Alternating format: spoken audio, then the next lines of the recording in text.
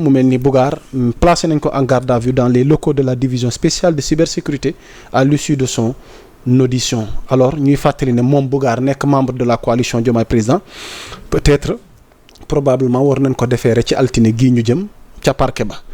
ñuy fàttali ne convocation nag ni ki démb bi mu ko yëglee tey mu waroon dem wuyu ji ci ay déclaration controversées yi mu defoon nag ci PM premier ministre ak mbiru rébellion en Casamance ba tax na procureur de la République ordonné woon au chef de la DSC d'ouvrir une enquête dans la foulée. Donc cette enquête a abouti après audition à un état maanaam de placement en garde à vue. Quel décryptage honorable Sano ci li xew. waaw man kaawoo Bougane jaaxal na ma trop Bougane nday tudde boppam ne dafa bokk ci coalition Diomaye mais ci ay fee xam nañ ne dafay ruubee bokk ci dara Moussa Diop bokkoon na ci mais bi mu génnee dafa dem xam nga bu ñu waxee la yàlla rek Bougane ne pèse pas dans la coalition ñu bëri ñu ngi ko xam ci bi mu yàlla xam na ñu bëri xamuñ sax fu mu dëkk parce que nit ki tey mun a nekk leader nga xam ne leader bi fii mooy base am parce que opposition ku mu neex nga def mun nga ànd ak mouvance Diomaye dem ba ci biir gis loo xam doy la nga bàyyi jël position mais di xam di wuyoo mouvance présidentielle ba pare di def yu mel nii àndul c'est-à-dire day jéem a yàq mais amul doole boobu lii moo ko ci teg ba pare dafa am lu jaaxal ñëpp c'est-à-dire en vrai qu'est-ce qu'il cherche parce que Bougane bi muy def lii xam na li ko ciy fekk parce que dafa laal yu doy waar yoo xam ne benn bi dafa toon njabootu jàmbur parce que mu ngi wax ci suma sœur maa ngi koy jaaree l'honorable député Fanta Sall di suñu cousine donc muy dëju assemblée nationale yëpp. paix à son âme. di jaale yaay man albis di sama sœur. donc di ko ñaanal yàlla yaara xirwañ kooku génn àddina ñu fay yëpp xam ne ci feebar la nekkoon même campagne électorale sax bi muy génn fekk na mu tawat nga jël ko di ko assumer ci ay politique te loolu bu amoon defe naa ne waa APR ñooñu ils sont mieux placés pour en parler beneen bi nga dugg ci ay affaire Casamance ay affaire arme Bougane man defe naa ne xam nga yaa Moussa man question bi posé mooy. gars ñi du c'est-à-dire lan la ñuy chercher à aller en prison.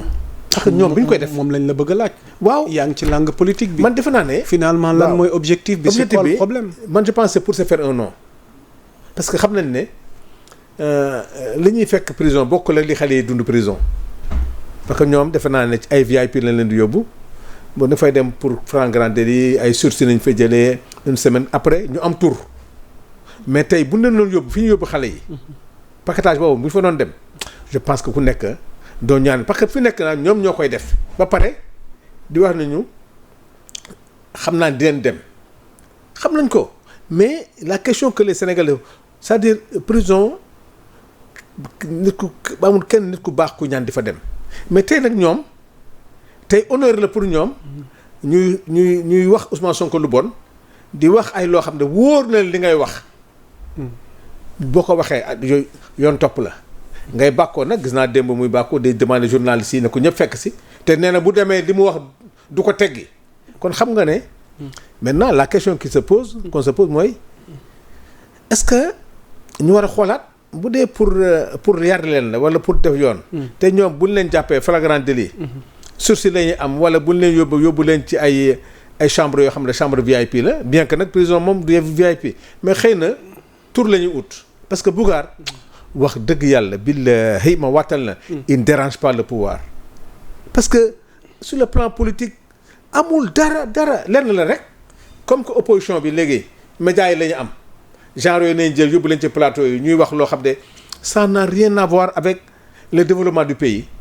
loolu bon maintenant je sais que un jour ñu ngi dem rek gis nga nag géwél bu répété ci xare lu mu jiin xeeb ko je pense que ci loolu la nekk sénégalais boo wax mu ne la man nit ki ñaanal ma ko prison mais nag bu dee léegi ñoom ñoo bëgg a dem prison ça lu ci mën comme que ñoo bëgg a dem prison dañu changer suñuy loi yi rek ba xam comment ça va se passer. ok alors honorable ci sujet Bougane bi balaa ñuy jàll ñu def taxaw seetlu ci quelques points dafa attaqué au PM mi ngi sulli benn débat sax dinañ ci ñëw ndax Thierno Bocoum tam wax na lim ci xalaat mooy une personne buy exercer une partie des prérogatives du chef de l'État ndax ñoom bëgg nañ xam ban loi la fuñ ko bind fu ñu ko teg depuis quand maanaam ñii mën a condamner de tels actes ñu def taxaw seetlu foofu parce que Bougane tamit peut-être am na au-delà li ngay wax bëgg tour au-delà bëgg dem kaso mais am na sujet yi mu laal yi nga xamante mu jëm ci PM léegi lan moo xew ak PM ndax dafa nekkul ci rôle am def ko ni mu waree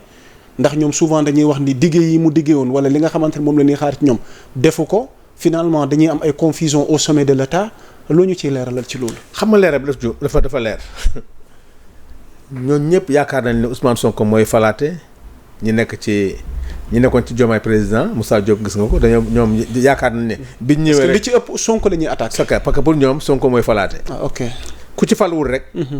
nekkoon ci mouvance présidentielle bi ku ci faluwul rek Sonko moo tax faluwoo. Moussa Diop gis nga ko mu mer. Bougane gis nga ko mu mer.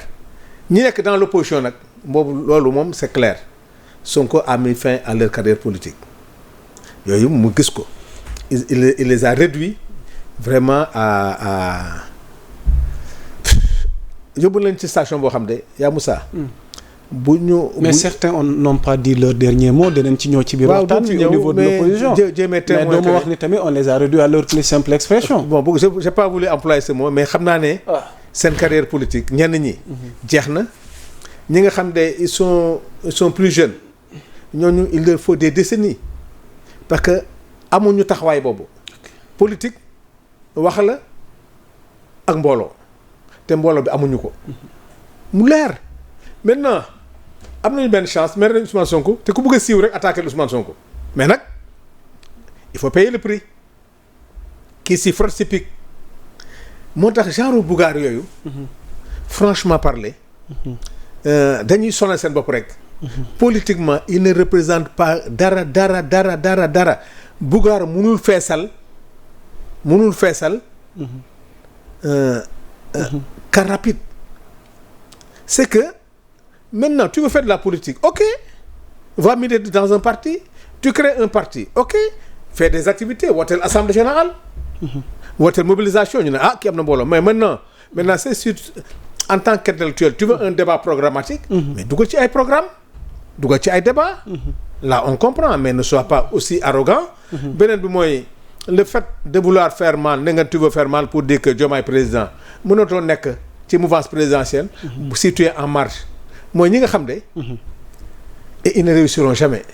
ok xam ne fi mu jëm mooy lan. dama nekk ak Diomaye contre Ousmane Sonko. foofu loolu foo ko mën a déggee Diomaye mooy Sonko Sonko mooy Diomaye am na loo xam ne xoolal. dañuy nax seen bopp. ok ñëpp gëmuñu Diomaye. ils veulent écarter Sonko de Diomaye pour pouvoir attaquer Diomaye. kon looy tontu ci li Thierno Bocoum nee na offense à une personne ayant les prérogatives du chef de l'État du Sénégal c'est qui cette personne et quel article de loi ou de la Constitution lui attribue de telles prérogatives. non xam nga malheureusement j'ai pas cette loi ici je vais la chercher avant mais le premier ministre c'est une institution. le premier ministre du Sénégal c'est pas Yamoussa c'est pas Sanu Dione. il exécute une politique définie par le chef de l'État amul prérogative chef de l'État mais dans l'esprit Sonko lu mu def Diomaye ma ko sant yow nga yónni ma dem am lu ma daal ci yoon bi Moussa yow mu yónni am nga ci part de responsabilité yaa ma war a protéger quand je suis dans ton studio c'est toi qui me protège mu baax yaa ma protéger su bonee yaa ma war a protéger donc exécuter un programme gouvernemental man ma choisir la tu as ma confiance et c'est toi qui présente devant le Parlement devant le peuple sénégalais cette politique la déclaration bi nga xam ne mooy programme bi assemblée bi Sénégal war a exécuter yow yaa koy présenter devant le peuple sénégalais. ci programme boobu. ci le Sénégal ci le Parlement bi mun na voter motion de confiance ou de défiance mais kooku nga ne amul prérogative. bu ko président confier. mais da ngay xool loo neex. kon yow loo koy recevoir à l'Assemblée nationale et quand il vient à l'Assemblée la déclaration de politique générale cette politique est définie par le président de la République ko kañ Moussa yooyu kañ. bu yàlla nañu wax olof maa ñu wax français. ok donc ñoom xam lan la. du loolu yaa Moussa gis nga bu doon yow laay premier ministre. fàllewul ne xam nga ku seen problème. c'est Ousmane Sonko. gaañi ñoo Thierno Alassane moom man dama ci xam dara mun naa ko témoigner. danañ ci ñëw. waaw père ñu étape ko par étape. léegi mais loolu moom vraiment ku laal premier ministre. waaw président de la république. ok d'accord nañ kon Ismaïla maa ngi lay ziar. ñu wéyee la waxtaan wi ñëw nag ci li ñu jëm bésu le 25 août gii. 25 août ca ville de Dakar mairie ba. bëgg nañ nag ki nga xamante ne nag moom la ñu war a tabb mu war a wuutu xew-xew yi fi jàll. mel na ni Barth ba tey il n'a pas encore dit son dernier mot parce que am na lu Cour suprême génnee tey. kaawu Khalifa moo xam kaawu opposition bi ñi fa voilà donc maanaam ñu ngi jëm ci élection goo xam ne daal xëy na di nga ma wax sa candidat wala nga wax ma koo yaakaar ni moo war a falu mais enjeu yi nga xamante ne moo lalu fi mu ne nii côté Barth fii Khalifa fii côté Pastef fii waa kër Abbas. c'est très important waaw.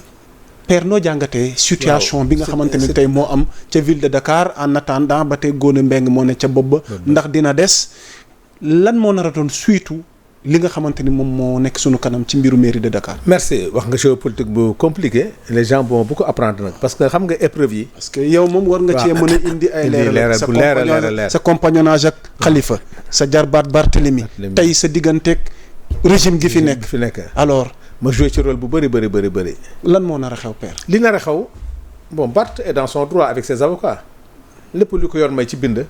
mu dem. tey démb bind na. pour s'opposer à la tenue de l'Assemblée générale qui doit